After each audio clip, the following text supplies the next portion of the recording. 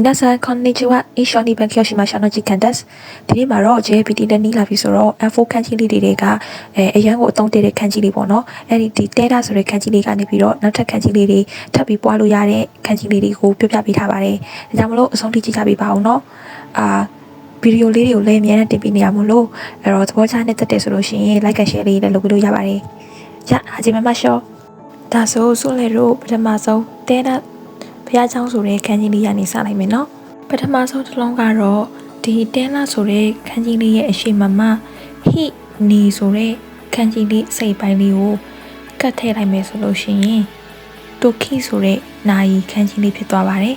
အဲ့တော့ဂျပန်မှာကအုံရောမီခွန်ရောမီဆိုပြီးတော့အတန်အတန်ရှိတာဖြစ်တဲ့ကြောင့်မလို့အုံရောမီတရုတ်တန်မှာဆိုရင်တော့ချီလို့ခေါ်ပြီးတော့ခွန်ရောမီဂျပန်တန်မှာဆိုရင်တော့တိုခိနာယီဆိုပြီးတော့ခေါ်လို့ရပါတယ်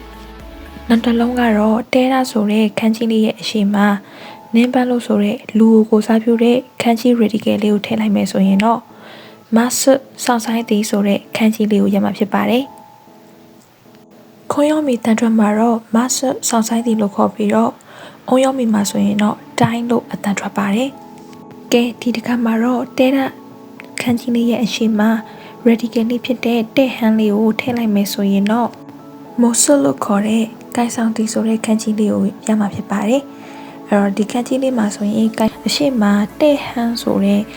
လက်ရဲ့အစိပ်ပိုင်းခန်းကြီးနဲ့ပါနေရဆိုတော့ most ဆိုလို့ရှိရင်တော့ကိုင်ဆောင်တီဆိုပြီးတော့တခါတည်းမှတ်လို့ရပါတယ်အခုဆိုလက်တို့ပြောလာလိုက်တာစကားလုံးသုံးလုံးရှိသွားပြီပေါ့နော်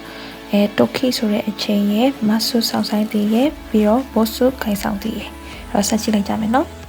ဒီတစ်ခါမှာတော့အိုရှိဆိုတဲ့နွားခန်းကြီးလေးနဲ့တဲတာဖះเจ้าနဲ့ပေါင်းလိုက်မယ်ဆိုရင်တိုခုဆိုတဲ့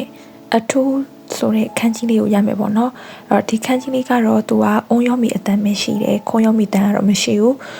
ထူးသဖြင့်သူ့ဘက်မှာသုံးလဲဆိုလို့ရှိရင်တိုခုပဲစုတီချာစီတို့အဲ့လိုမျိုးအိဗယ်လေးမှာသုံးတဲ့ခန်းကြီးလေးပေါ့နော်ခုနောက်ဆုံးပြပြပေးခြင်းတဲ့ခန်းကြီးလေးကတော့ F5 F4 level တွေမှာမပါသေးပေမဲ့နောက်ပိုင်းမှာတော့အသုံးဝင်လာမဲ့ခန်းကြီးလေးပါအဲ့တော့သူက EU ပြောသည်ဆိုတဲ့ခန်းကြီးလေးနဲ့တဲတာဖះเจ้าနဲ့ပေါင်းလိုက်မယ်ဆိုရင်အုံရောမီမှာရှိလို့ခေါ်ပြီးတော့ခွန်ရောမီမှာဥတလို့ခေါ်တဲ့ကြပြခန်းကြီးလေးကိုရမှာဖြစ်ပါတယ်ဒီလောက်ဆိုရင်တော့စင်တူယုံမှာခန်းကြီးဆက်တာလေးလည်းတည်သွားလိမ့်မယ်လို့ပြောလင်းပါတယ်အဆုံးထိရှိပြကြတဲ့တယောက်ချင်းစီတိုင်းကိုလည်းကျေးဇူးပါနော်မီနာဆန်ဘိုင်ဘိုင်